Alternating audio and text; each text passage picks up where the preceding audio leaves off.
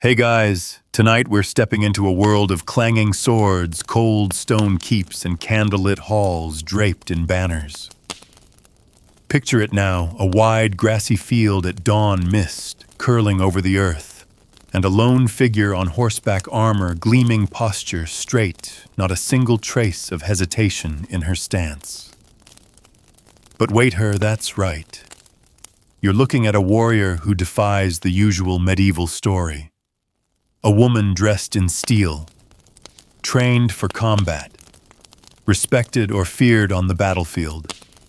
You've probably heard the legends Joan of Arc, Lady Agnes Petronilla of Camillé. But were they knights in the strictest sense, and if so, what exactly do you call a female knight, and just how many actually existed? Will saddle up. Because tonight we're going deep into dusty records, forgotten battlefields, and the hidden corners of medieval society, where women against all odds put on armor and entered the arena of war. And spoiler alert, you probably wouldn't survive this timeline without at least a dozen bruises and a political alliance or two. So before you get comfortable, take a moment to like the video and subscribe, but only if you genuinely enjoy what I do here. And let me know in the comments where you're tuning in from and what time it is right now. Now dim the lights, maybe turn on a fan for that soft background hum, and let's ease into tonight's journey together. You're waking up in a manor house somewhere in Normandy, sometime around the 12th century. Sunlight slips through the slits in the shutters, and the smell of smoke from the lower hall tells you the kitchen fire's already been lit. You rise, stretch, and listen. It's quiet, but not in the lazy way of peaceful lands. No, there's tension in the air. A messenger rode through last night. There's talk of raiders or perhaps another call from the liege lord. And you're not just a noble daughter. You're being trained to defend your people. You're lucky in a way. Most girls in this era don't even dream of swordplay. They're trained to sew, to read religious texts, and to oversee households. But in your family, daughters are expected to defend the keep if the men are away. So while your brothers ride off for squireship, you train in secret with the captain of the guard. You're learning how to hold a blade, how to brace against a charging man, how to fall without breaking bones. And you're not alone in this. History, for all its male-centric gloss, is littered with the armor-clad footprints of women who didn't ask for permission. Take Joan of Arc. She wasn't a knight by title, but she wore the armor-led armies and carried a sword. She was in many ways more knightly than the men she commanded. But the term knight was legally and ceremonially male in almost every medieval code. The French word chevalier meant horseman, and its female form chevalière referred more to the wife of a knight or a ring than to a warrior.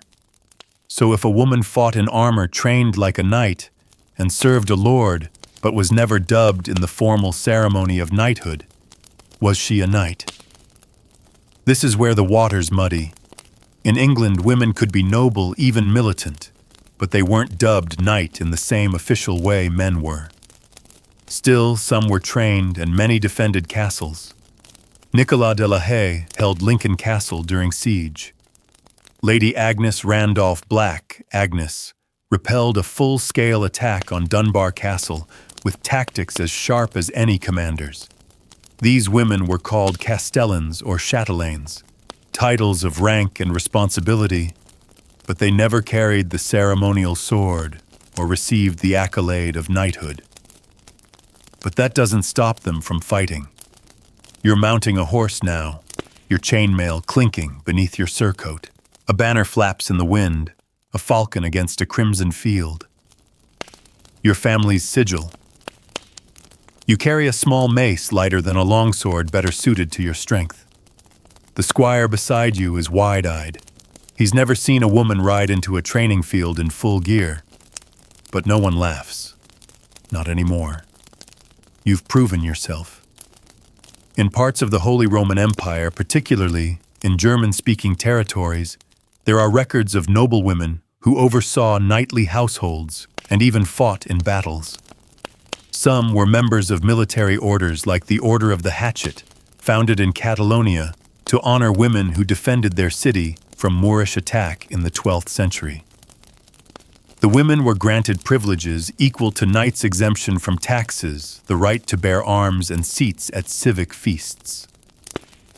Now that's interesting, because here at last is a formal order founded in gratitude that treated warrior women with something close to knighthood. Were they called dames sometimes, but more often just ladies? Titles didn't always follow function. And of course we must talk about Joan again. She was 17 when she convinced Charles VII of France to give her command of troops. She dressed in armor. She rallied soldiers. She led charges. She never killed a man, but she carried a banner into battle. The soldiers believed in her. They believed she was sent by God. But even Joan was never formally knighted. The church and the crown danced around the issue. Her leadership was accepted, until it wasn't. You find yourself now riding beside a company of actual knights, male-titled, recognized. Some nod to you respectfully, others grimace. You've heard them whisper, "You're useful," maybe even brave. But you are still other, not a squire, not a knight, not quite legitimate. And yet in the dirt on the road, with armor chafing your shoulders and your blade strapped to your thigh, none of that matters. The battlefield doesn't care about gender, only skill. That's the contradiction at the heart of this tale. Medieval society had rigid roles, but reality often required flexibility. If your father died and you were the only heir, you might hold a castle, command a guard, or negotiate a siege. If war came and the men were away, you might fire a bow from the ramparts. And in some rare cases, you might even ride out yourself. And so you ride wondering what history will call you. A knight, a lady, a warrior, or just forgotten. Because the truth is, female knights, real or near knight, did exist. But they weren't called by one consistent name. They were women who picked up swords when no one else could. And the stories they left behind, they're hiding in footnotes in regional chronicles, in defiant songs passed through generations. And we're going to uncover every one. The road stretches ahead of you, muddy, pitted with cart tracks, the kind that wears down even the hardiest of war horses. You grip the reins and let your body rise and fall with the rhythm of your mount's gait. Every joint aches beneath your mail, and your knuckles sting from yesterday's sparring. But you press on because you're not just riding into any village, you're answering a summons. A nearby castle has sent word bandits fire loss, and someone remembered your name. That in itself is no small feat. You're not a knight in title. There was no dubbing, no tap of the sword, no Latin prayer mumbled over your bowed head. But you trained, you fight, you lead, and when danger arrives, it's your banner they call for. In this world, you earn your place not with parchment, but with presence. And you're not alone in that.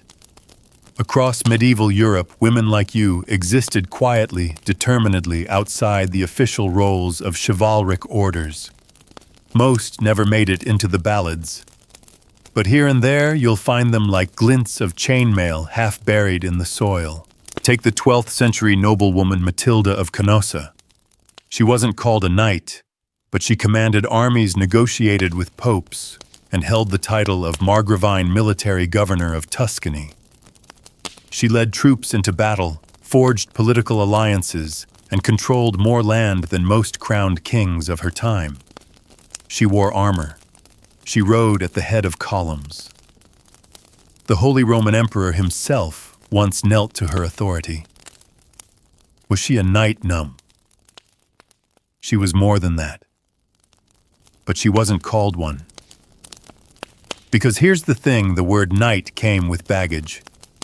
In Latin, miles meant soldier. In Old French, chevalier meant horseman. In England, it became knight, and in Germany, Ritter. The female form existed, Chevalier Dame Ritterin, but it was rarely used in official documents to mean woman knight. Most often, it meant a wife or a noblewoman, not a warrior. Still, you start to see something strange in the margins of the records. There are women listed with command authority in military rosters. There are household roles that mention female squires or ladies in arms. There are estate records that allocate funds for women's armor and weapons. The language avoids the word knight, but the reality points towards something very close. And then, of course, there are the religious orders. You're riding now through a hill pass, recalling tales told in whispered tones by scribes and clerics. The Knights Templar, the Teutonic Knights, the Hospitallers, military monastic orders that dominated the Crusades. You were told these were men's realms, and mostly they were. But nearby, in places like Catalonia, women formed their own orders of defense. The Order of the Hatchet, founded in the 1140s in Tortosa, was composed of women who defended their city from a Moorish siege. They fought in the streets with knives, stones, boiling oil. The city granted them rights equal to male defenders, including the right to bear arms in perpetuity. Were they dubbed knights? No, but they were recognized, officially, for bravery in battle, for defending the walls when no one else could. The title wasn't chevalier, it was simply honored. And then there are the beguines. You're arriving now at a stone-walled compound, quiet, orderly, sacred. These are not nuns, not wives, not quite mothers. The beguines are a lay religious order of women living in semi-monastic communities throughout the Low Countries. Some are healers, some are scribes. A few are rumored to train with weapons, guarding their convents when needed. They aren't warriors in the field, but they claim their own kind of agency, their own version of strength. And in some cities, when militias fail, it's these women who form human shields around the infirm. Again, no one calls them knights, but they act with honor, with courage, with a strange kind of chivalry. You dismount as you approach the gates of the keep you've been summoned to. The guards stare, the half-curious, half-wary. You're announced not with a title, but with your name. Just your name. That's how it usually goes. Inside, the steward leads you through soot-stained halls. The attack came 3 nights ago. Raiders, local men gone feral from hunger or war fatigue. The Lord was away. The garrison thin. The lady of the house defended the hall herself, they say, with a fireplace poker and a shattered shield. Her name is Isabel. She's not nobility. She's not trained. But she stood between the children and the blades. You meet her. She's tired. Blood still crusts one sleeve. And when she looks at you, she doesn't ask your rank. She asks what you need to protect the village. A knight would receive a purse of silver. A knight would be offered a room wine and fresh linen. You're given a stool by the fire and a bowl of stew, and you accept it without complaint, because you're here to help, not to be honored. Still, something stirs in the back of your mind. The question again, what is a female medieval knight called, some would say, dame? In France, that became common for noblewomen, though not always warriors. In England, you might be called milady, or if married to a knight, lady knight in passing speech, but never in court. In Germany, Ritterin might show up in rare poetic texts. In Latin records, you're nothing more than uxor wife or domina lady, but never miles, never knight. So you sit beside the fire sharpening your blade while Isabel rocks her son to sleep nearby. And you wonder what matters more, the name or the deed, because history may have failed to crown these women with titles. But the truth is harder to bury. They trained, they fought, they led. And when they did, the people around them didn't ask what to call them. They asked, "Can you protect us?" And the answer, more often than not, was yes. You roll out your cloak, lay your head against your saddlebag, and close your eyes. Outside, the wind hisses across the ramparts. The people of this keep sleep peacefully tonight, because you're here, night or not. Dawn creeps in slowly, as it always does in the highlands. Soft mist rising from the wet grass, birds calling from the ramparts, and the smell of damp stone and wood smoke filling your lungs. You stretch your arms, blink away sleep, and listen. The keep is stirring. Boots shuffle. A pot clangs in the kitchen hearth. Somewhere nearby, a stable boy leads a nervous horse from its stall. You fasten your belt and check your gear. Mail shirt, leather gloves, sword, dagger.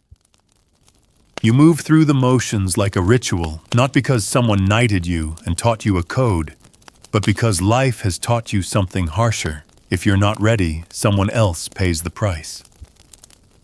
Last night, Lady Isabel shared the tale of her defense. How the raiders burst through the gate. How she handed a dagger to the cook and grabbed a poker from the fire. How she braced the nursery door with a wardrobe and fought until help came. You nodded silently. You've heard versions of this before. Women fighting not because they were trained, but because no one else stood between them and death.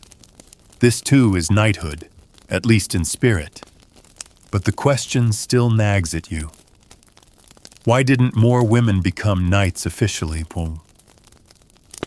Why wasn't there a standard path? Why is there no single title in the scrolls and oaths and heraldry? The answer lies in how knighthood itself evolved.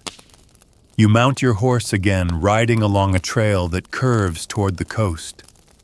As you ride, you think back to what knights really were, not just warriors, but landholders. Knighthood was as much about social and military rank as it was about combat. A knight was a vassal, someone who held land from a lord, in exchange for military service. And in most feudal systems, women weren't allowed to fulfill that duty directly. They couldn't be vassals. They couldn't fight in court-sanctioned wars. But even that wasn't a hard rule. In practice, women often did hold land, and they often did defend it. The problem, the ceremony. Knighthood was conferred through the accolade, a dubbing that involved a sword, a prayer, and a public statement of service. And in nearly every case, the ceremony required a man to kneel and be blessed by another man. It was a brotherhood, literal and spiritual. A woman might do everything a knight did, but the church, the law, and custom rarely allowed her into the circle. Still, there are glimmers. You reach a coastal priory where a monk shows you a manuscript, its pages yellowed, the ink faded. It speaks of a woman in southern France circa 1250 named Marguerite de la Roche. She wasn't called a knight, but she trained with knights, hunted with them, and rode into skirmishes during the Gascon campaigns. She wore mail. She carried a sword. The scribes called her virilis, manlike. But she wasn't praised. Her story ends with exile scandal whispers of improper behavior. Her armor was burned, her name almost forgotten. You ride again in silence. So much of history treats warrior women as outliers, as exceptions, as threats. But sometimes they're celebrated, if briefly. In the 14th century, a woman named Jeanne de Belleville became infamous. After her husband was executed by the French crown, she took up arms and commanded a fleet of ships to raid French ports. She was called the Lioness of Brittany. She wasn't a knight. She wasn't noble anymore. She was an outlaw. But she followed the knightly code more than most. She fought for loyalty, for justice, for vengeance. Her legend outlived her. You wonder, is knighthood about the sword, or the reason you draw it? Because for women, the path was always different. In a small Hungarian fortress, you find records of a lady named Erzsébet, who during a Mongol invasion led the defense of her town. She was described as bold as any captain. After the siege, the king granted her land and money. Again, not called a knight, but honored all the same. Back on the road, you pause at a stream, let your horse drink, and remove your helmet. Your hair falls over your eyes, damp with sweat. The farmer who rides past doesn't salute you as sir. He just nods and calls you protector. It's not a title, but it's something. And that you realize is how most female knights existed, not through formal recognition, but through function. They trained because no one else would protect their homes. They led because the men were dead or absent. They fought not for glory, but to survive. And they were remembered not in gilded scrolls, but in the mouths of grandchildren, in local songs, in the stories passed around fires, when daughters asked, "Could I fight too?" There's no standard title for a female knight, because there was never a standard path. Some were noble, some were common, some were scorned, and some were praised. Some were wives of knights, others fighters in their own right. Some were never meant to lead, but they did anyway. As you ride past the ruins of a chapel struck by war, you imagine what it would have meant to be dubbed officially, publicly by sword and prayer. Would it have changed anything? Would it have made you stronger? Or is the strength already there in your hands, in your decisions, in the way you're needed, even without a name carved into parchment? The sun dips lower as you pass through a grove of olive trees. A young girl waves to you from a cottage gate. Her mother watches, eyes narrowed, not unfriendly, just unsure. Then the woman nods once slowly with something like respect. You ride on, and behind you, you hear the girl whisper, "She fights."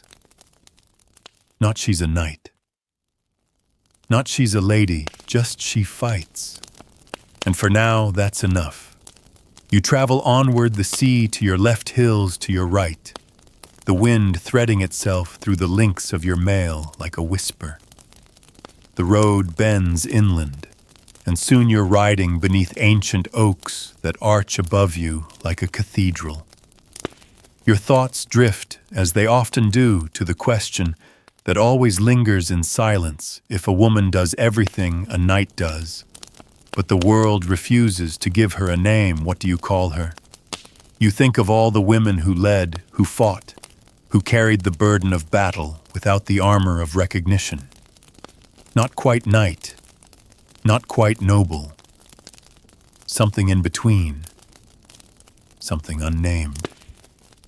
Today, your destination is an old keep-turned-abbey in Aquitaine. A monk there claims to have a scroll yellowed and cracked that mentions a woman dubbed in a private ceremony, not sanctioned by crown or church, but done all the same. The woman's name, Alix de Pontin. The date, 1314. Her title, Dame Armée, the armed lady. You arrive late in the day, the sun a dull red disk sinking beyond the misty vineyards. The abbey smells of ink wax and damp stone. You sit with the monk by candlelight, watching as he unrolls the scroll. He tells the story in a whisper, as if afraid the walls might remember. Alix was the daughter of a knight who died defending his lands from a rival baron. She inherited nothing but a broken sword and a crumbling tower. Still, she trained. She gathered her tenants. When the baron returned, she led her people into battle. Afterward, her commander, a lesser lord who owed his life to her, tapped a sword to her shoulder and called her chevalier. He gave her a banner, but no document, no church blessing. Her name disappeared from official records. but local songs survived. The monk recites one. It's short, crude, half forgotten, but in it Alex rides alone into a ring of fire. She carries her father's blade and a linen sash soaked in wine. She wears no crown, but the people kneel when she passes. They call her the Iron Flower. No one calls her Knight, but everyone follows her. You leave the abbey before dawn, scroll in hand. Another scrap of proof, another almost knight. Another woman who fit the armor but not the title. Back on the road you encounter an old mercenary with an uneven gait and a scar across one eye. He joins you by the fire that night, sharpening a knife that looks older than either of you. I rode with one, he says suddenly. A woman. In the north. 30 years ago. You glance up. She wore a hauberk too long in the arms. Cut her own hair with a dagger.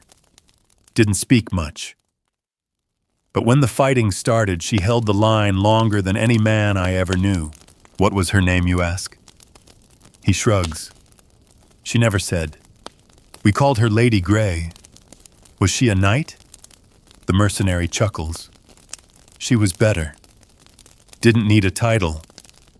She earned it every time she pulled someone out of a pile of bodies. You sit in silence after that, the fire cracking low. And you begin to wonder maybe the true measure of a knight wasn't ceremony at all. Maybe it wasn't land, or favor, or a gilded sword. Maybe it was standing when others fell. Shielding others when no one asked you to. Riding not for glory, but because someone needed to ride. And in that case, there were more female knights than we'll ever know. You start to see it in the stories told not by scribes, but by villagers.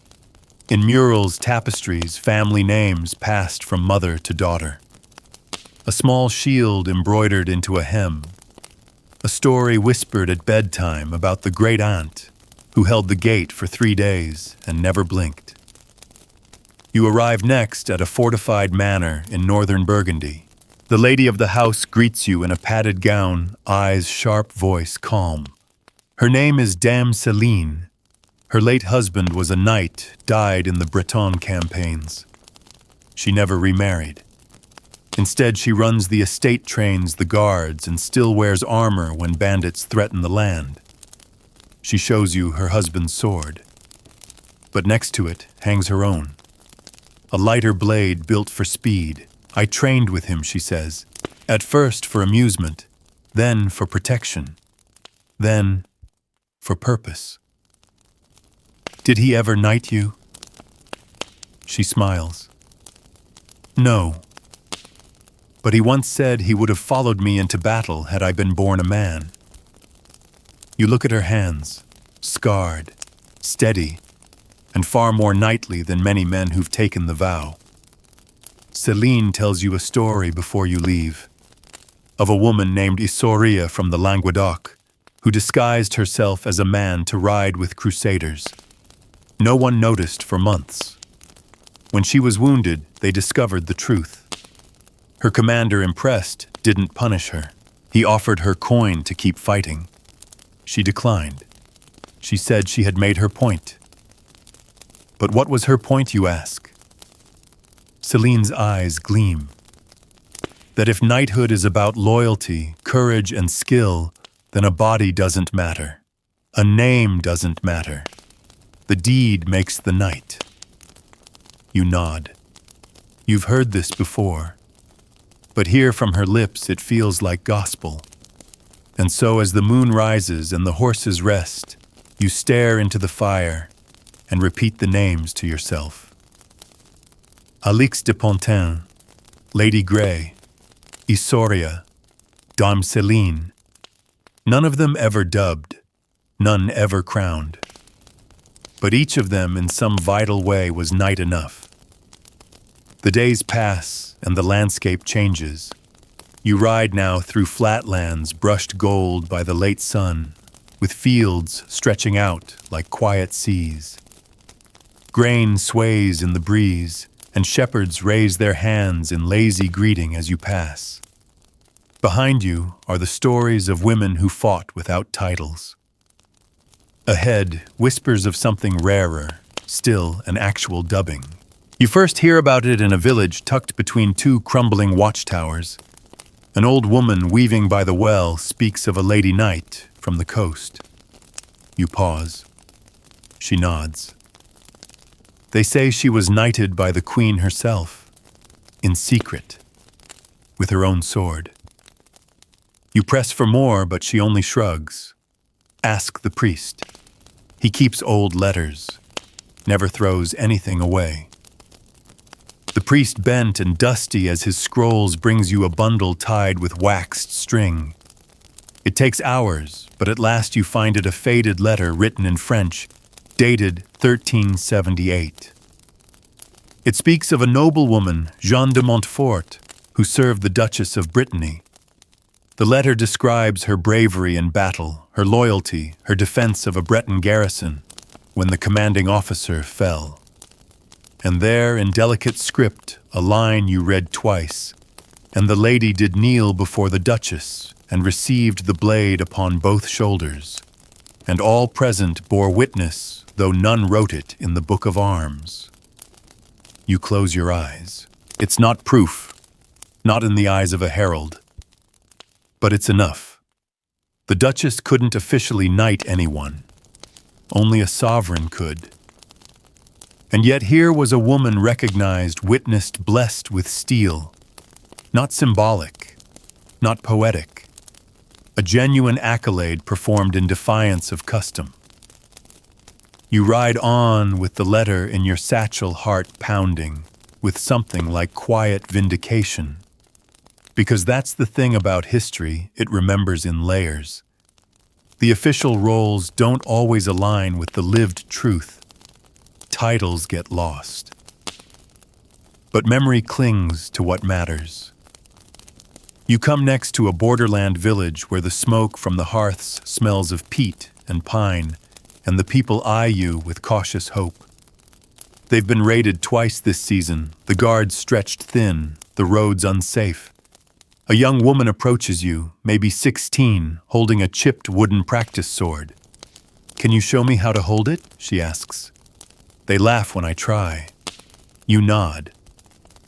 By nightfall, she's learned to parry. Her arms are sore. Her face is flushed. But she grins. You fight like a knight, you tell her. No one's ever called me that, she says. Maybe they should. She stares at you, searching for a lie, then nods. In the following days, you meet others. A noblewoman in Champagne who trains her daughters with padded swords in the orchard. A former nun turned healer who defended her abbey with a crossbow during a local feud. A mercenary's widow who joined her husband's band after his death, fighting under his name. None of them wear spurs or bear titles, but they live the code. They serve, they protect, and they all share one thing: no one ever officially called them knight. Not in Latin, not in law, not on record. Still, you start to hear new words creeping into local languages. In some southern French towns, the term chevalier begins appearing in legal disputes, not just as a noblewoman, but as a woman of land-holding responsibility, authority. In Italian city-states, cavaliera is whispered about not as a legal rank, but as a woman seen riding in armor beside her brothers. In Germany, Ritterin shows up in a ballad from Swabia describing a woman who avenges her brother's murder and dies defending a town wall. It's poetic fiction, but fiction rooted in something. Meanwhile, the knights of the realm, the official ones, continue their ceremonies, their jousts, their wars of succession. But in the margins across broken provinces, borderlands, and crumbling manors, it's often women who lead. Not in tournaments, in sieges, not with lances, with courage, not for fame, for home. And here's the strange part. As the idea of chivalry becomes more romanticized, Wrapped in stories of gallant knights and tragic ladies, it leaves more and more room for fiction to acknowledge what history didn't. The songs, the legends, the mystery stories of the late medieval period often include warrior women cloaked unnamed brave beyond measure. The official record still hesitates, but the stories begin to tell the truth. You stop for the night at a small wayhouse, its walls covered in chalk scribbles and faded drawings from travelers. One sketch catches your eye. A woman in a breastplate, long hair tied back, standing over a fallen enemy. She holds a sword. Above her head, someone has written, "La Dame d'Acier, the Lady of Steel." No name, no date. But you recognize the weight in her stance, the calm in her face. You wonder who drew it. Someone who met her, someone who was her. Either way, the image stays with you, because now you're starting to see the answer, not in laws or scrolls, but in echoes. The girl with the wooden sword, the widow who fought in her husband's place, the noblewoman who stood at the gates while arrows rained. None were officially called knights, and yet they were called upon. They were followed. They were remembered. Maybe not with titles, but with trust, with fear, with awe. And sometimes that means more than spurs and scrolls ever could. The next leg of your journey takes you north into colder winds and tougher soil, where castles are fewer and forests wider, and where stories linger longer in the mouths of villagers than they do on parchment. Here tales pass not through scholars, but around fires. You hear one before you even dismount at a roadside inn, a story told by a hunter to a group of wide-eyed boys. She wore a wolfskin cloak, he says, fought with twin daggers. They say she once held off 5 mercenaries in the woods alone.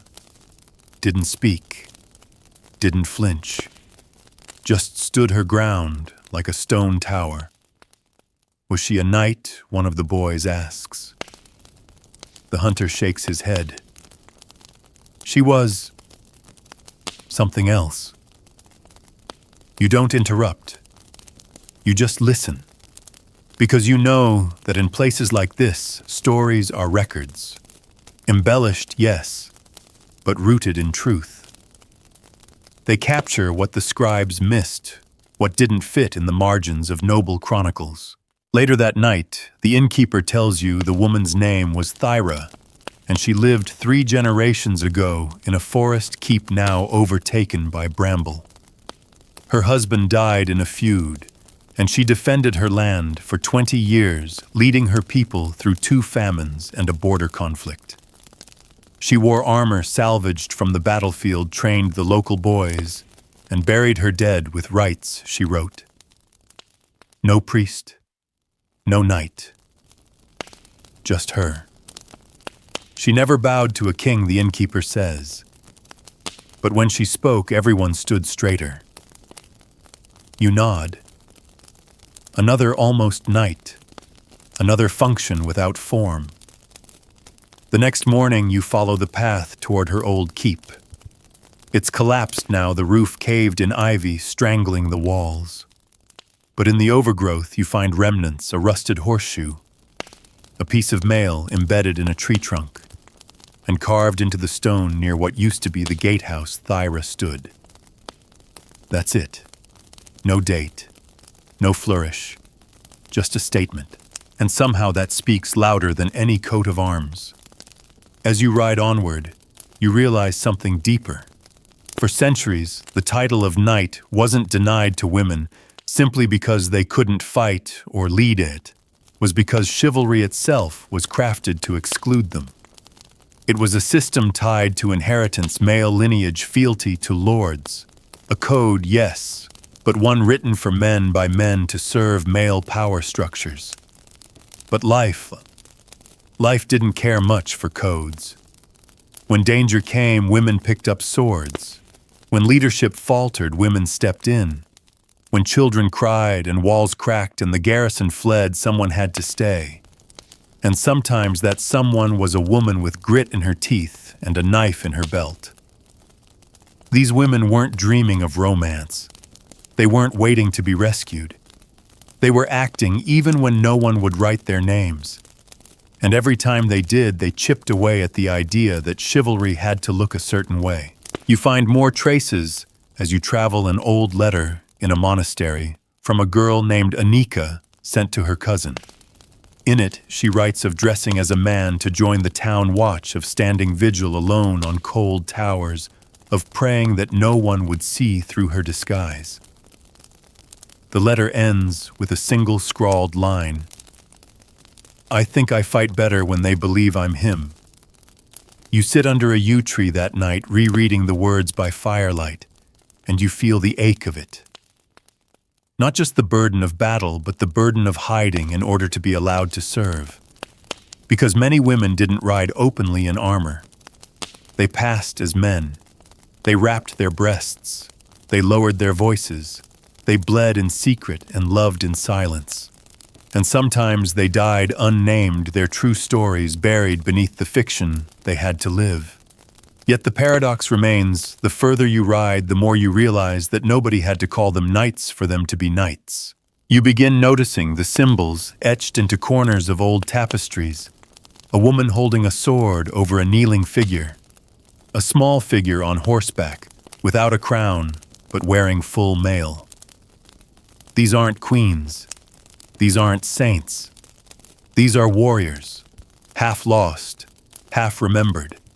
In one village, a child shows you a wooden toy, a figure in armor carved by her grandfather. She's called Lady Ash, the girl says. She rides fast and never misses. You ask if she's based on a real person. The girl shrugs. Don't know. She lives in the woods and helps people who are scared. You almost smile. Another fragment.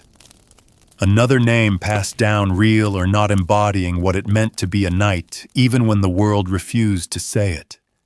And finally, as you climb a ridge at dusk, you stop and look down at the valley below, a mix of fields and ruins, and smoke curling from chimney stacks.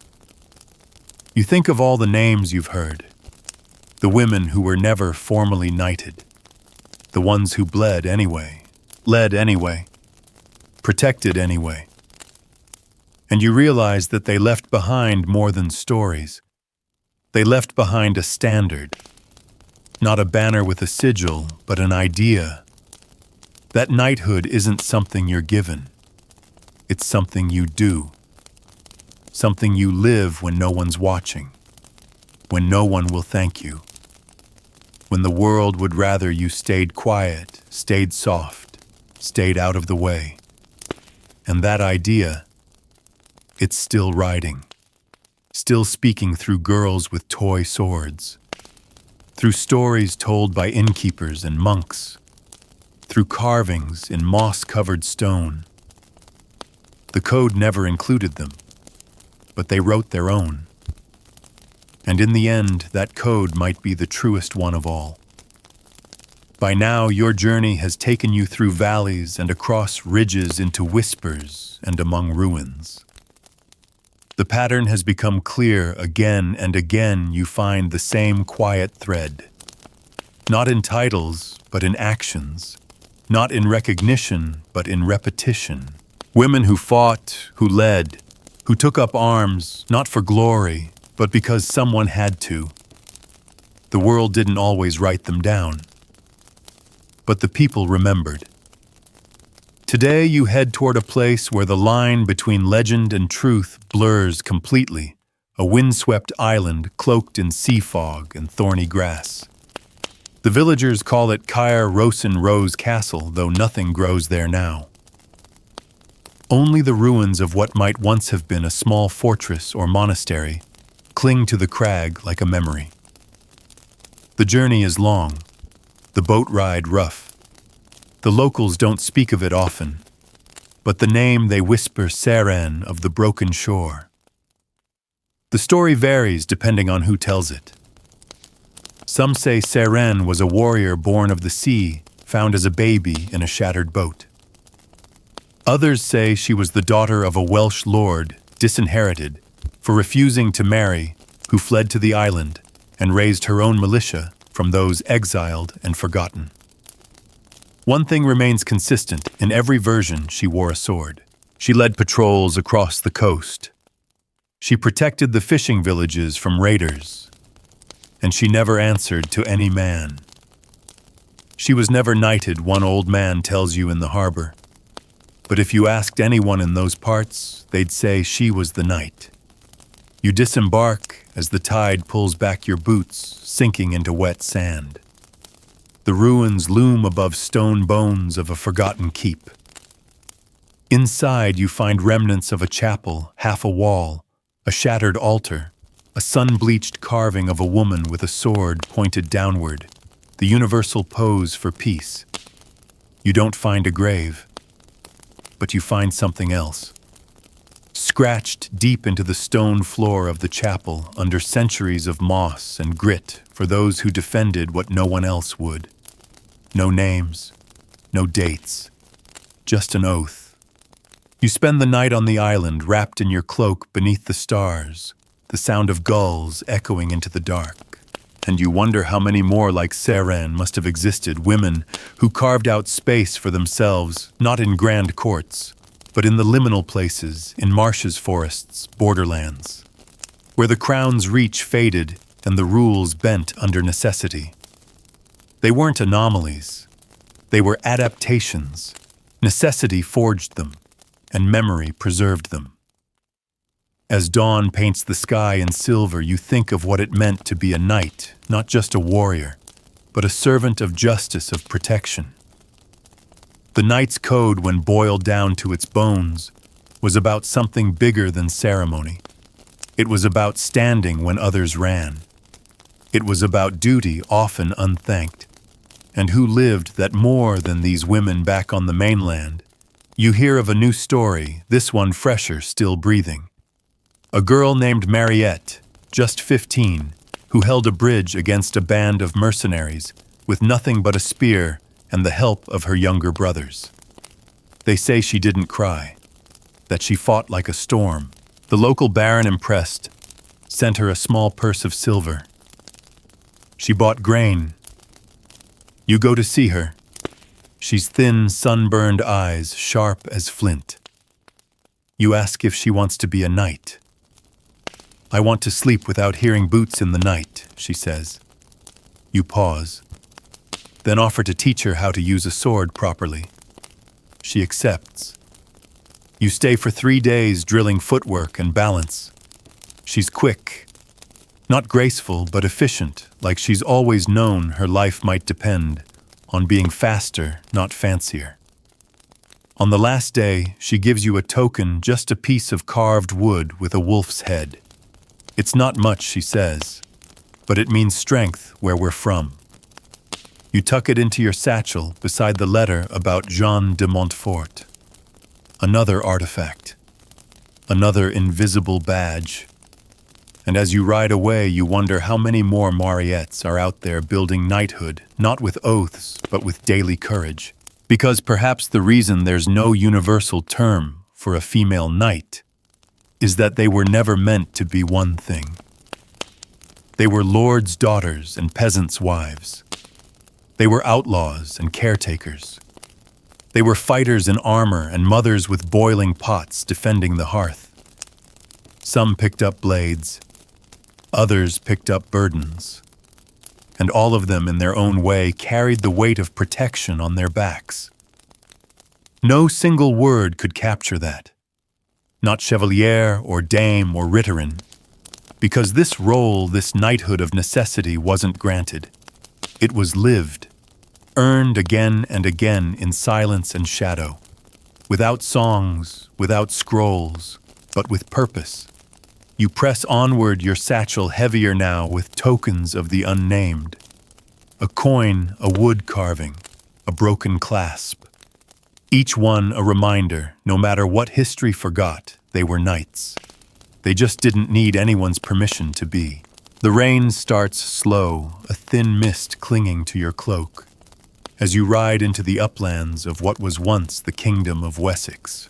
The path here is narrow, marked more by memory than stone, winding between moss-covered mounds and the skeletal remains of watchposts long abandoned. You're chasing a name now, not a place, not a title. A name whispered to you by a traveling scribe who claimed to have seen her story carved into a shield buried in the wall of a chapel during repairs. Edwin.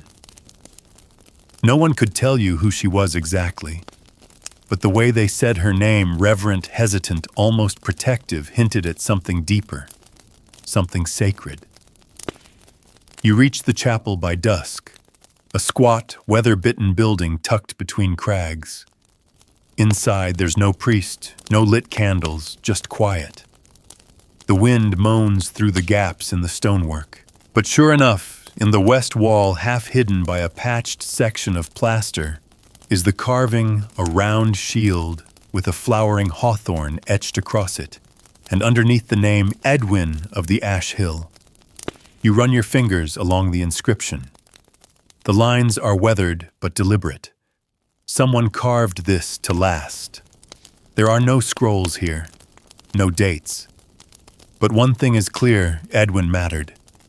You settle for the night in the chapel, warmed only by your own breath and a thin blanket. You think of her story, what little you've pieced together.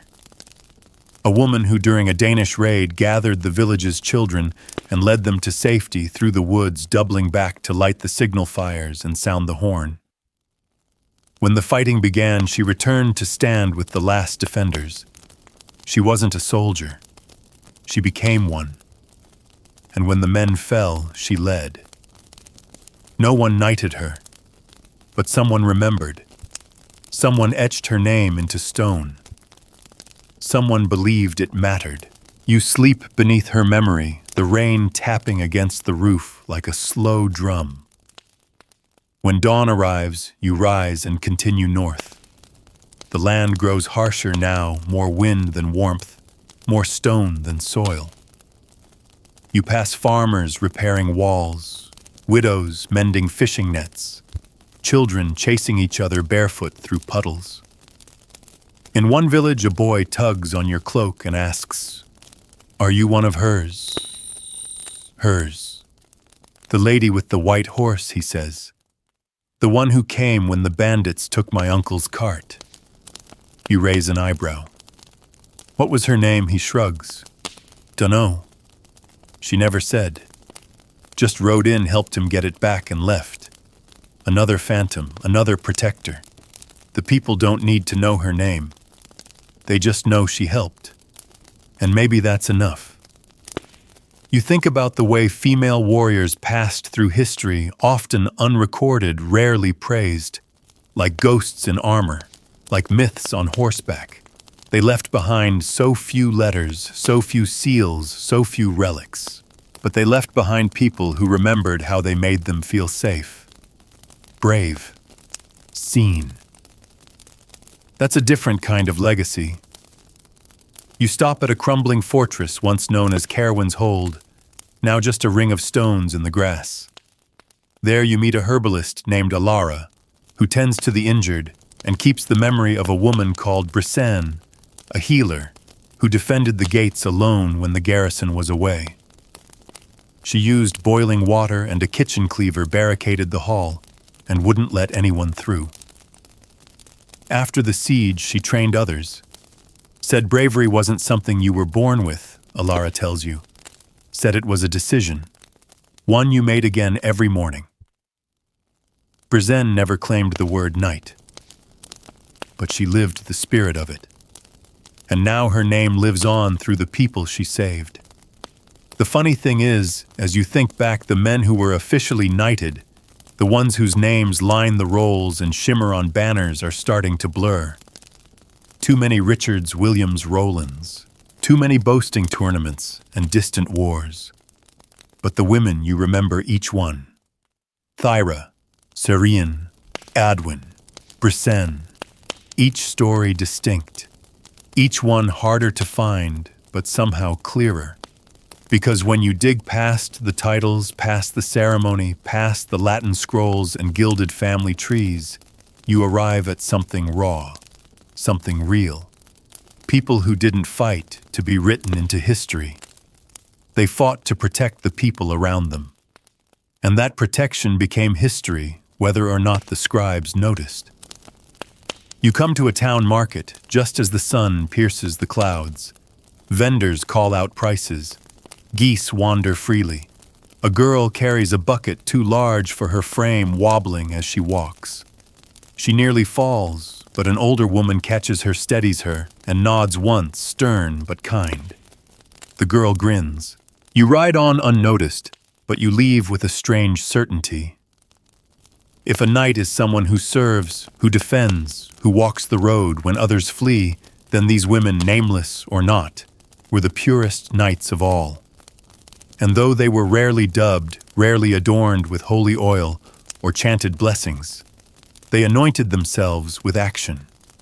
No scroll could match that. No title could contain it. And you now, carrying their stories, begin to realize that this journey isn't just about what they were called. It's about finally calling them.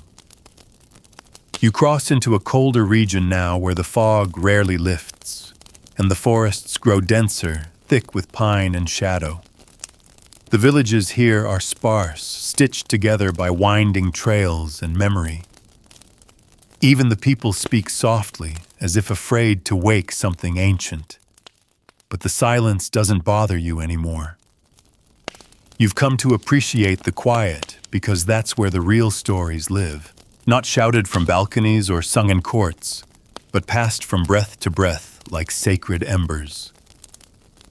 You arrive in a small village flanked by frost-bitten hills, and you immediately sense that something's different. It's in the way the elders sit facing east, as if waiting for someone. In the way the children play at sword fighting, and all of them choose to be her. You hear the name first whispered in the market square Vela. No last name, no title, just Vela. They say she appeared from the woods during the winter of the famine carrying a sack of roots and a broken spear. That she organized the granaries when men were too afraid to lead. That she hunted wolves and raiders alike with the same precision.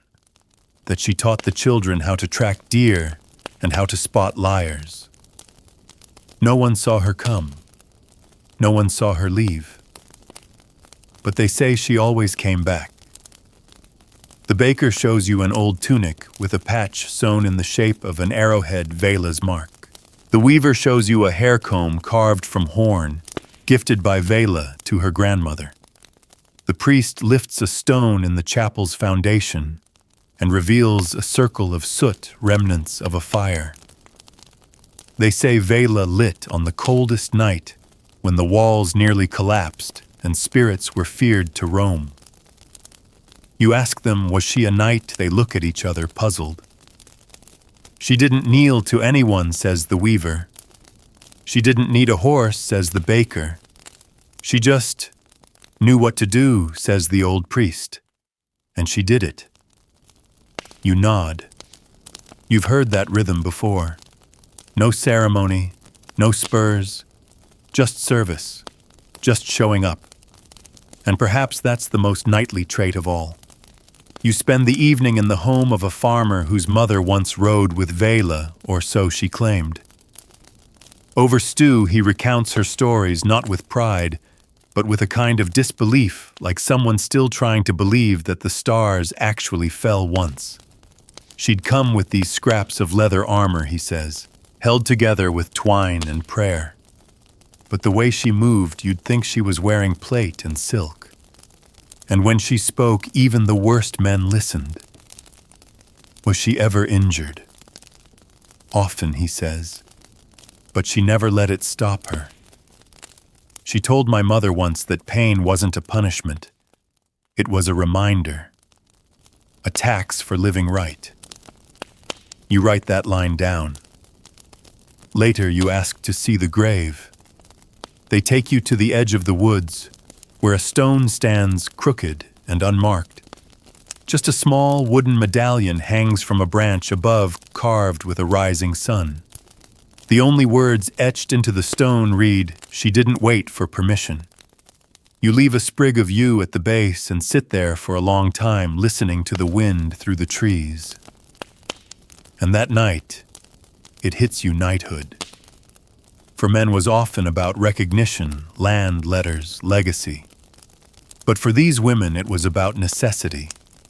They didn't ride for glory. They rode because someone needed to. They didn't serve for honor. They served because they couldn't bear to watch others suffer. And when their duty was done, they faded back into the mist. Like Vela, like so many others. You ride again at dawn, heading east now, where the rivers braid through the land like veins. Along the way, you stop in a hamlet, where a girl carries a stick on her shoulder like a sword and dares the local boys to duel. She's fierce, loud, covered in dirt. Her name is Tamsin. You ask her who her hero is. She doesn't even blink. Lady Vela, she says. She killed 3 raiders with a belt knife. You grin. And what do you want to be when you grow up? I am her, she says defiantly. They just haven't written me down yet. And in that moment, you realize something extraordinary. The women you've been searching for, the unnamed knights, they haven't just left behind stories. They've left behind templates, models of strength, of leadership, of action without applause. Each one becomes a new flame passed down hand to hand, heart to heart. Not through tapestries or stained glass, but through will, through example, through refusal. Refusal to be still, refusal to be small, refusal to wait for someone else to fix what's wrong. And in that refusal, a new code is born. No coronet, no pageantry, just presence. And when the moment comes, when the walls shake and the people look around wondering who will stand up, they remember Vela, they remember Brisen, they remember Seren and Edwin and Alex. And maybe someday they'll remember you too. Not because you carried a sword, but because you carried their stories forward. The rain returns as you cross into lowland moors, and with it a different kind of silence, heavy not with reverence but with absence. This region was once full of great houses and proud courts, you're told. Now it's mostly ruins. The people are kind but cautious. Their stories are harder to coax out. And when you finally do hear one, it comes not from a bard or a local elder, but from a stable boy. She was called the Iron Sister, he says, eyes bright breath clouding in the cold. My gran says she held the black gate alone when the Northmen came. Just her and her bow. He says it like a ghost story, but you know better by now. Every ghost story is just an unsanctioned history lesson in disguise. You ask for more. He shrugs. She wore no colors, didn't speak much, but she helped the weak and punished the greedy. And when the gate finally fell, they say the invaders found it empty, no body, no blood, just her arrow stuck in the beam, still humming. Later that night, in the low firelight of the inn, an old woman tells you the truth. The Iron Sister was real. Her name was Ismena, a disgraced noblewoman cast out after refusing an arranged marriage. She fled to the far reaches, claimed a ruined keep as her own, and over the years became a shadowy protector of the borderlands. She never asked for help, the woman says. She just appeared when it mattered. No one ever saw her bleed. You imagine Ismena standing alone on a crumbling parapet, bow-drawn hair, lashed by rain, defiant and unspoken. A sentinel not for kings or banners, but for people, the farmers, the widows, the orphans. those whom true knights were meant to serve but too often forgot. In the morning you ride to the site of the Black Gate. It's barely more than a mossy pile now, but sure enough wedged into a rotting beam is a rusted arrow. The head is black iron. The shaft snapped long ago. But it's there. Still there. No statue, no shrine. Just that lone fragment of resistance. You sit for a long while on a nearby rock staring at it. That arrow might be all that remains of Ismina. Or maybe not.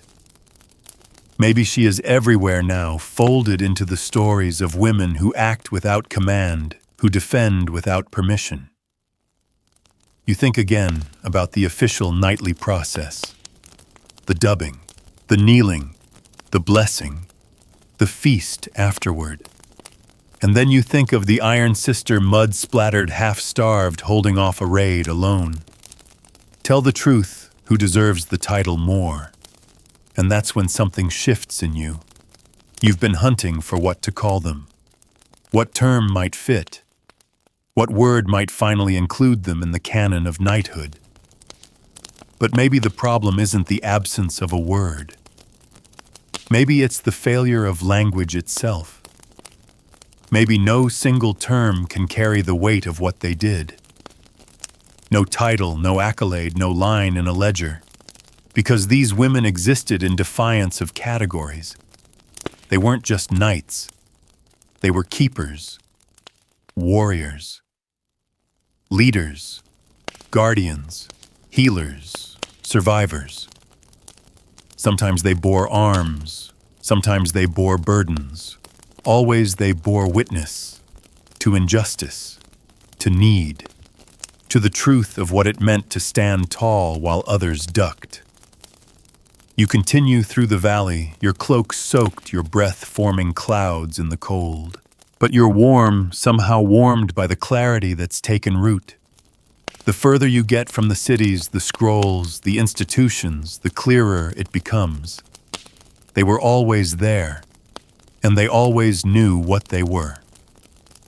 The world didn't need to approve. They approved of themselves. You stop in a small hamlet to water your horse. A woman in her 60s tends the well. You ask her if she's heard of any women knights. She frowns, then grins. You mean women who didn't wait to be asked? You nod. She laughs. Yes, we had one here once. Name was Maeve. Stopped a tax collector from burning down the granary by standing in front of it with a scythe. Didn't say a word. Just stood there until he left. What happened to her? Oh, she's still around, the woman says. Lives up near the ridge. Still keeps that scythe, too. Still hasn't said a word. You thank her and look toward the ridge. And you know you're not done gathering names. You're not done collecting proof, because maybe the real reason history forgot them wasn't that they didn't exist. It's that they didn't need history. They were too busy writing something deeper. A code made of action, not oaths. A legacy made of lives, not lines. And that legacy, it's still alive. You reach the ridge by mid-morning, the mist burning off just enough to reveal a line of rough stones marking the boundary of a forgotten homestead.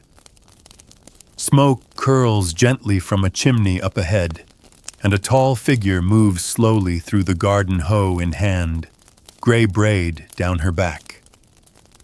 You know before she speaks that this is Maeve, the woman with the scythe, the one who stood her ground without fanfare or fear.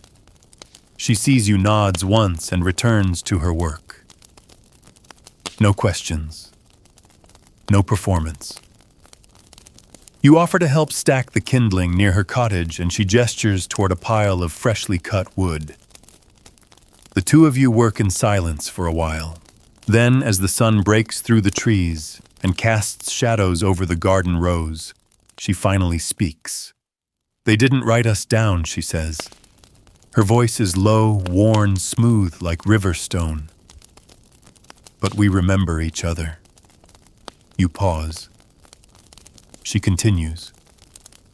There was one before me, Sibba, they called her. She hid refugees in her granary. When the soldiers came looking, she threw a torch into her own harvest and told them she'd rather burn it than let them have it. Saved 20 families that night. And before her you ask gently. Maeve squints toward the hills. There was always someone. Always a woman who'd seen too much to be afraid. We don't wear rings on our fingers or crests on our shields. We carry the same thing, though. What's that? She doesn't answer at first. Then finally, responsibility. The kind no one asks you to take, but you take anyway. Because if you don't, no one else will. You let those words settle. Responsibility. That's it, isn't it? That's the thread that connects all of them. Not bloodline or blessing or battlefield honors, but uninvited responsibility. The kind that calls you forward without a crown, that presses into your hands, a sword or a scythe, or a moment of decision, and says, "Now, it's you." You take your leave with a nod, and Maeve doesn't say goodbye. She just returns to the soil, her hands already back in the earth, as if the conversation had merely been a gust of wind passing through. Back on the road, your pace slows. You start looking not just for grand legends, but for signs markers of quiet strength. And you find them in places you wouldn't expect. A line of rocks shaped into a circle at the edge of a field. A small wooden carving of a lioness hidden in a child's toy chest. A ribbon tied to a tree with a name burned into the bark beside it. For Eluned. She held the pass. No title. No tomb. Just memory. You stop at a monastery by a river bend and ask the librarian if any records exist of women fighting in defense of towns. He smiles, tired, and pulls out a tattered vellum scroll. It's not indexed, not official. A page of marginalia, just notes scribbled by a monk who clearly wasn't sure anyone would read them. But you do, you read every word.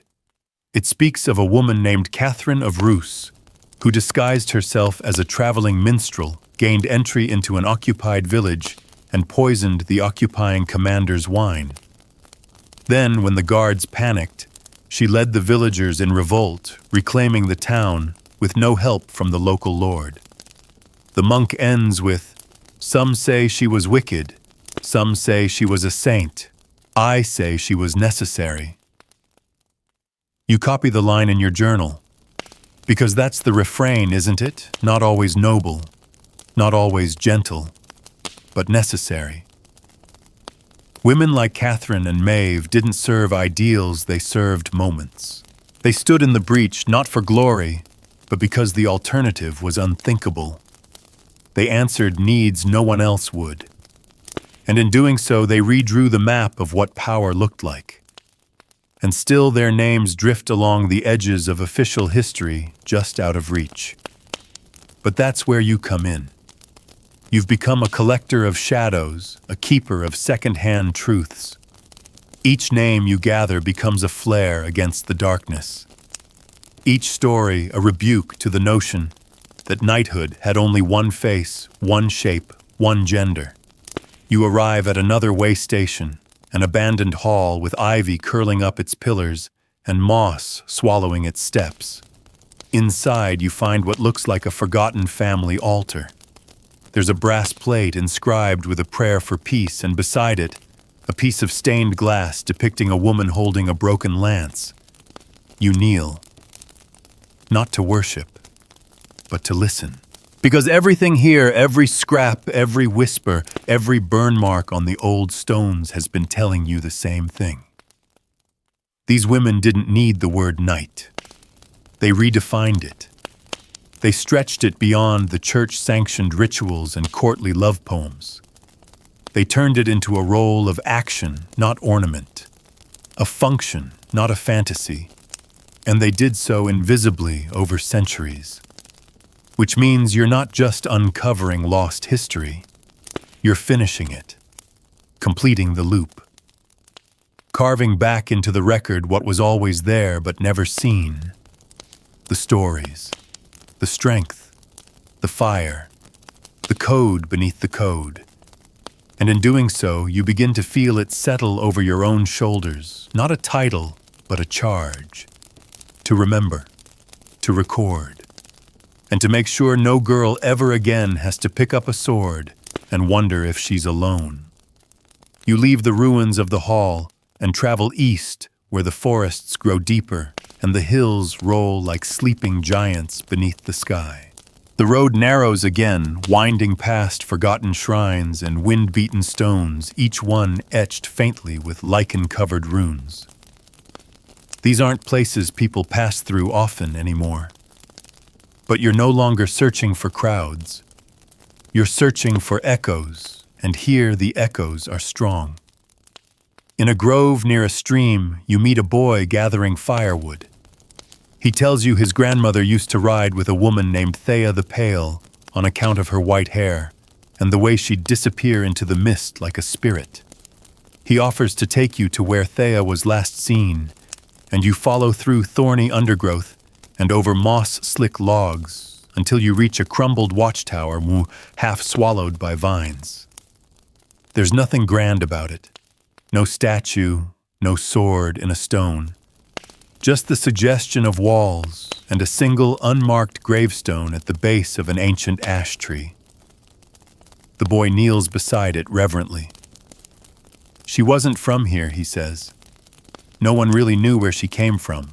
But when raiders came, she led the defense. She never raised her voice, just pointed and people listened. You kneel too, brushing back leaves.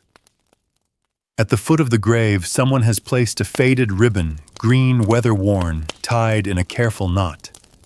And carved faintly into the stone are 5 simple words. She never left her post. You don't speak. You don't need to. Because you understand. Thea, like so many before her, didn't need recognition. She needed resolve. She didn't demand allegiance. She inspired it. And even now, years later, her memory holds power enough to bring strangers to their knees. You leave the grove changed. The boy returns to his chores, and you press on further into the mist. The next few days blur together as you cross barren fields and crumbling villages. You begin to sense the patterns more clearly now, not in titles or heraldry, but in gestures. A worn dagger hanging over a hearth. A shrine where someone has tucked a piece of chainmail next to dried lavender. A name scrawled in charcoal beneath a bridge Lyora was here. We survived. Everywhere you go, you find them. Footprints too quiet for official history. Actions too humble for ballads. But all unmistakably marked by that same code of courage and duty. And something else becomes clearer, too. These women didn't act instead of men. They acted alongside them when the men faltered, when they fell, when they hesitated. Sometimes they led, sometimes they followed, but always they acted. You arrive in a lakeside village the day after a storm. Trees are down roofs, torn open. Everyone's working to rebuild. Among them is a woman named Anwen, tall, strong, with a scar down her cheek and a hammer in her hand. You ask what she does, and she shrugs. Whatever needs doing. You ask if she's ever fought. She nods casually. Once or twice, You ask who taught her. She wipes her brow and replies, my aunt. She wasn't noble, but she was brave. Had arms like oak branches and eyes that could silence a drunk night. She used to say, we may not get the songs, but we still get the bruises. You laugh, but there's truth in that. Anwen invites you to stay the night.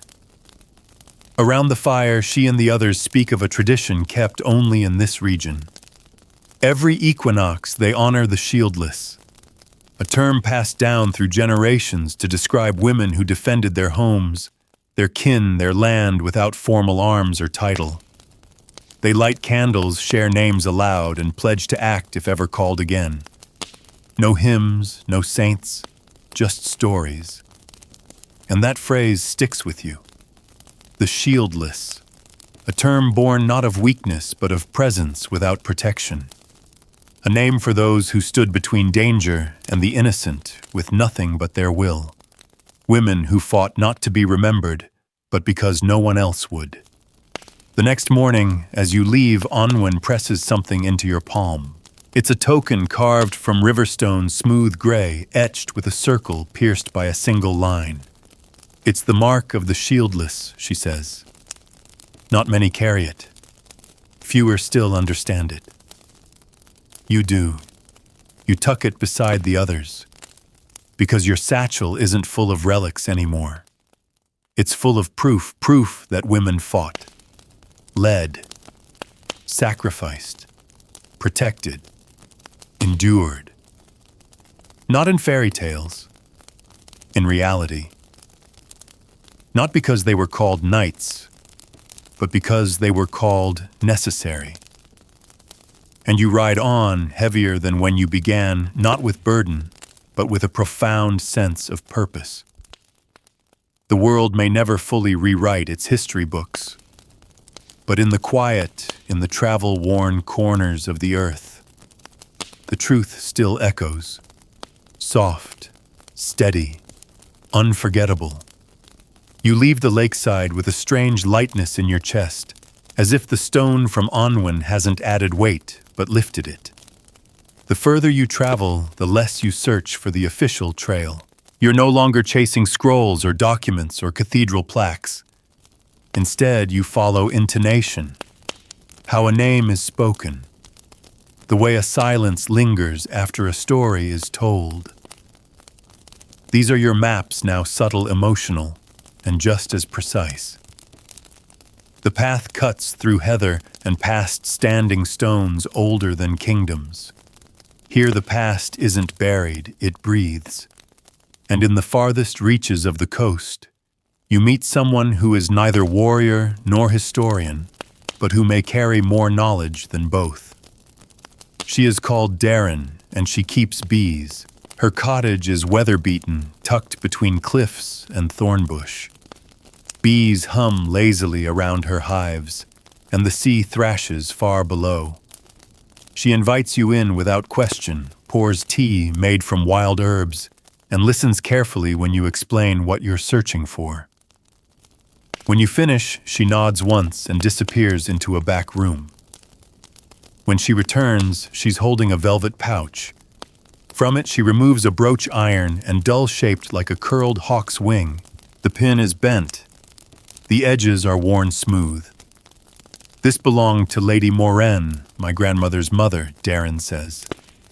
They say she rode in the final charge when the Lord of Halwyn betrayed the rebellion and left the lowlands undefended.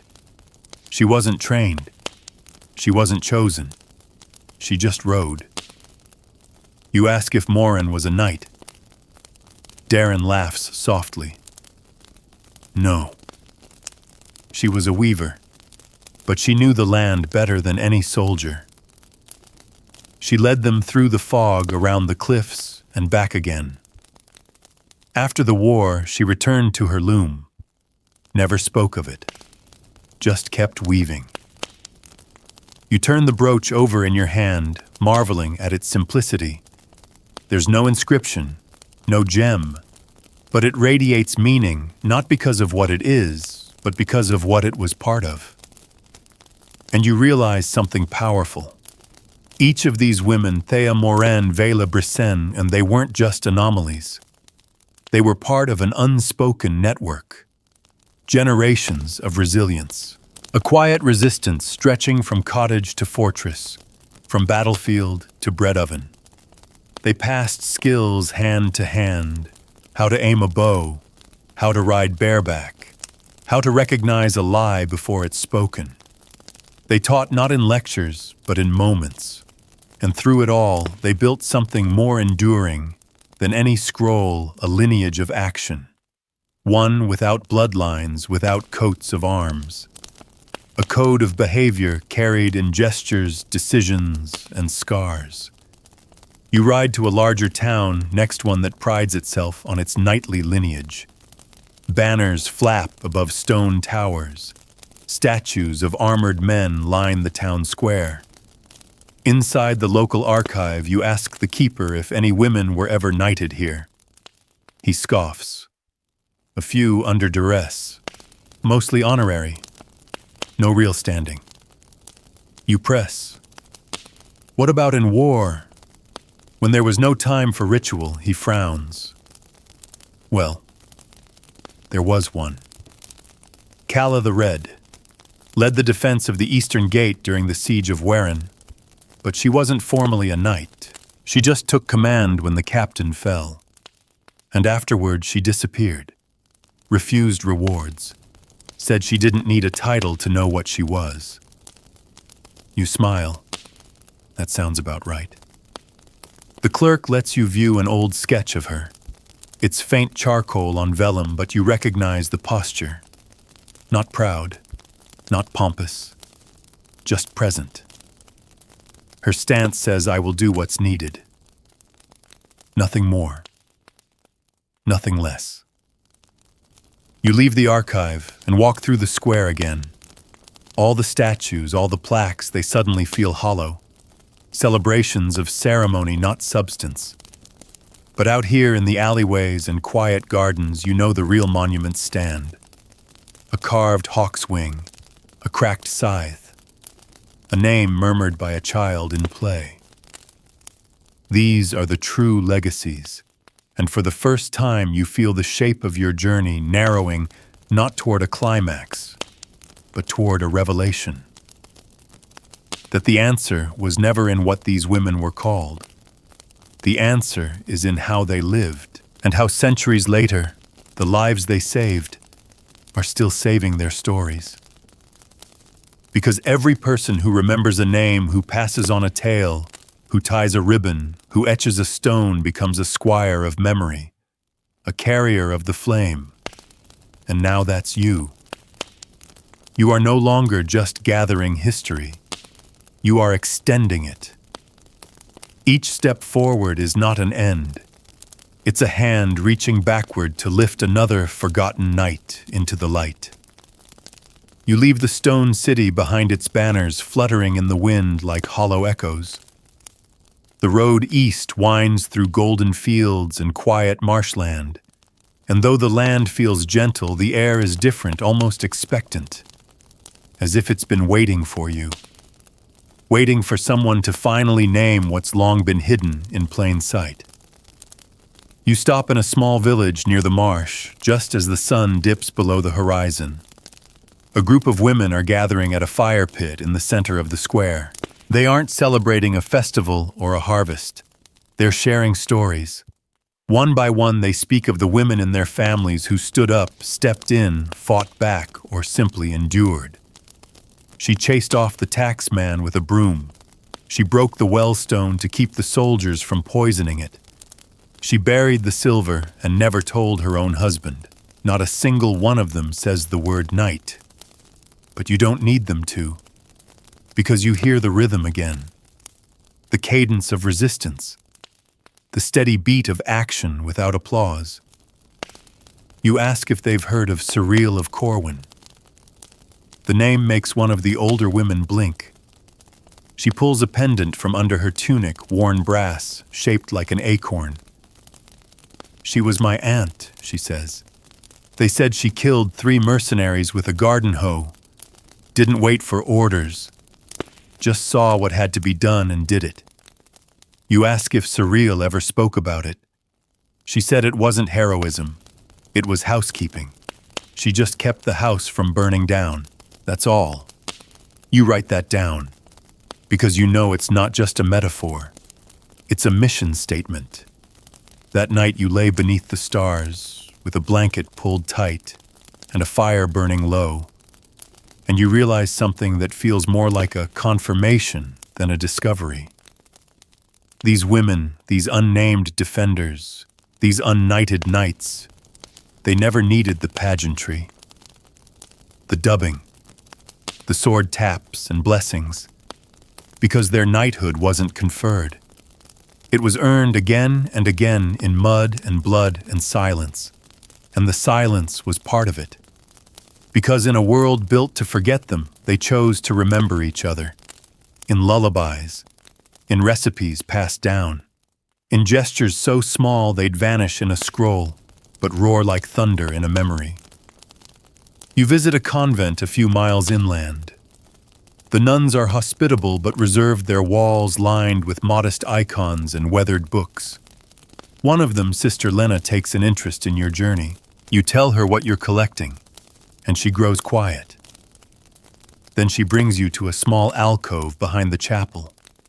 There, carved into the stone arch, almost invisible, is a name, Isabel, who rode alone. Just that. No year, no title. You ask about her, long before this place became a convent. Sister Lena says it was a fortress. The walls fell, the men scattered, but a woman named Isabel stayed behind. She took one horse, one banner, and rode into enemy lines with a message sewn into her sleeve. Did she survive? Number? But the message did. It warned the next town in time. They escaped. You run your fingers over the name. It's barely more than a whisper in the stone, and yet it might be the loudest truth you've touched so far.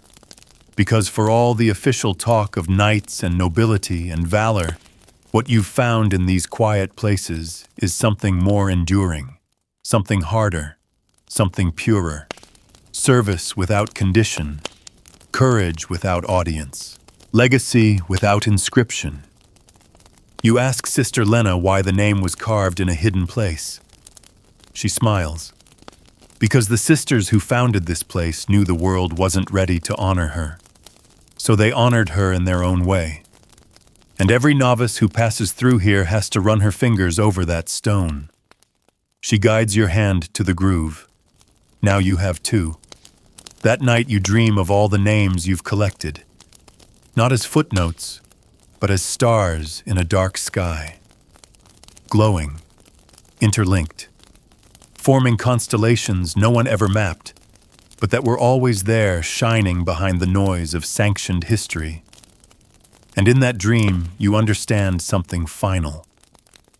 These women are a chivalric order, scattered across time, united not by armor or oaths, but by action. An invisible knighthood, hidden in kitchens and battlefields, convents and caravans. And every time someone tells their story, they are knighted again.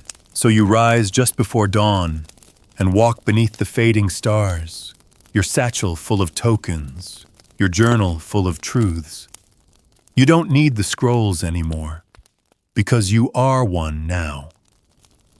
A walking chronicle, a traveling witness, and the road still stretches forward. The sky turns amber as you ride through the last leg of your journey, fields giving way to woodlands once more.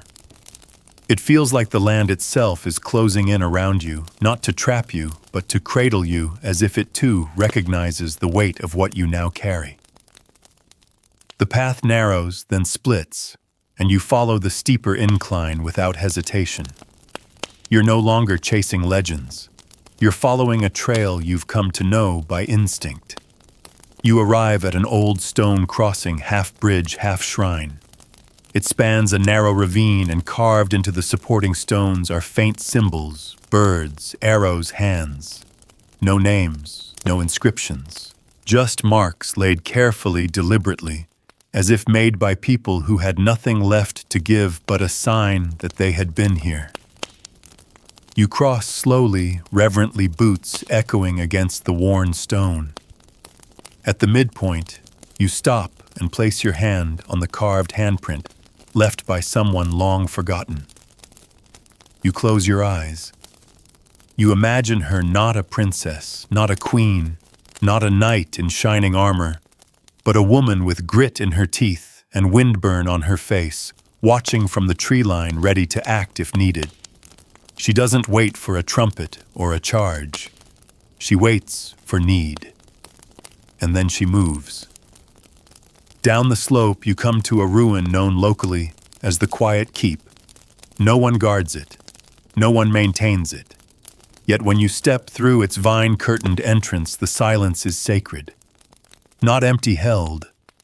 The kind of silence built not by abandonment, but by reverence. The local children leave flowers here, you're told.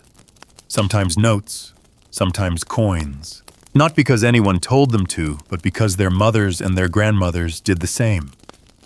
No one remembers exactly who lived here, only that she watched over them. That's enough. You light a small candle and set it beside the others' tiny flickering tokens lined along a windowsill. The wax has formed a colorful crust over the years.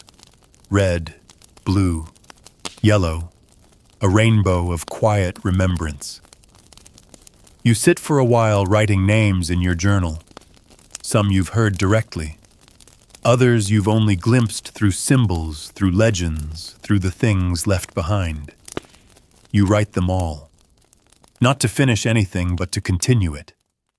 Because their knighthood was never about closing chapters. It was about opening space, for others to rise, for courage to echo, for future generations to point to an unnamed stone or a handprint on a bridge and say, she was one of them. No sword ceremony can bestow what these women embodied. What they were and still are is more elemental than that. They are the storm that holds back fire, the silence that steadies panic, the hand that steadies yours when it shakes, the voice that says, you can do this even when no one is around to hear it. That's knighthood, too. Not the kind they recorded, the kind they relied on. As you prepare to leave the Quiet Keep, an old woman appears from the forest path, walking slow but with purpose. She carries a satchel just like yours.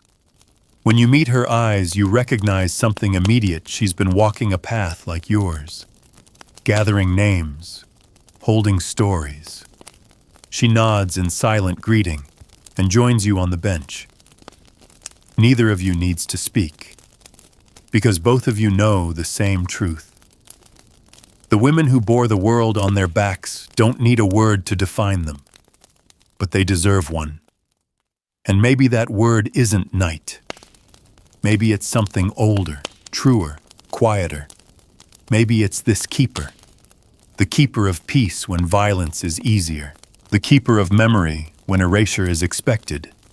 The keeper of others when no one keeps her. That is your last note for the night. And as the wind picks up and the sun fades behind the trees, you press your journal to your chest and whisper to the stones, I see you. I remember. And now, as the candlelight in your mind begins to flicker lower, and the weight of history settles soft and warm over your thoughts, it's time to let the journey rest. You've walked a long road tonight, through forests and fields, shrines and shadowed keeps. You've sat beside women who stood without shields, who bled without ballads, who protected without praise. And with every story, every name whispered back into the world, you've brought a little more truth to light. Not the kind gilded in gold or bound in leather, but the kind that lives quietly passed from hand to hand, heart to heart. So take a deep breath now. Feel the stillness in your limbs, the comfort of knowing that somewhere, even now, someone remembers someone else, not for the medals they earned, but for the lives they touched. Feel your eyelids grow heavy. Let the stories become softer, dimmer, folding themselves into the quiet corners of your mind. The road will be there again tomorrow. The questions, the search. But for now, rest. Because even keepers need sleep. Even memory needs dreaming. And even the fiercest fires burn low before the dawn. You've done your part tonight. Now close your eyes. Let silence wrap you like a blanket and drift into the peaceful knowing. That history just became a little more complete.